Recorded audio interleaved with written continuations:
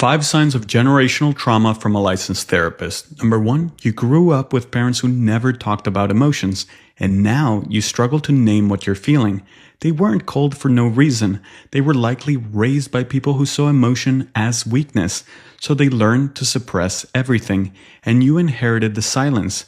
So, what can you do? Start by trying to name your emotions, even if it feels awkward or uncertain. Put words to your inner world. Number 2, you carry guilt for having needs. You feel bad asking for space, help, or even rest because someone in your family taught you that love is earned through performance, compliance, or self-sacrifice. Not because you exist, but because you serve. So what can you do? Lean into the discomfort. Assert your needs without complaining. You're allowed to take up space. Number 3, you feel responsible for other people's feelings. You scan faces to see if someone's upset. You apologize even when you did nothing wrong. That's not empathy, that's survival. When you grow up walking on eggshells, you learn to read a room like your life depends on it, because it did. So, what can you do? Give yourself permission to disappoint others. Their emotions are not your emergency. Number 4, you can't relax when things are going well. You're always waiting for the other shoe to drop because peace was never permanent in your household. Calm was just a pause before the next storm.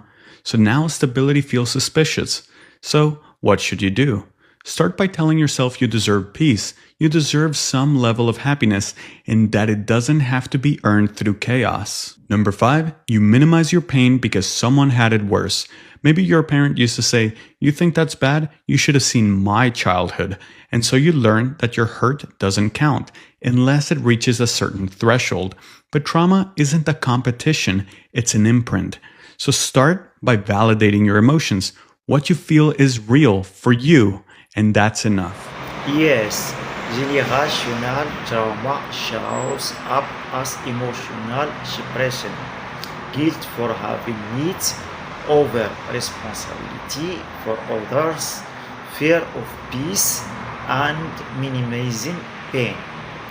These patterns are inherited but can be healed through self-awareness, emotional validation, and setting healthy boundaries.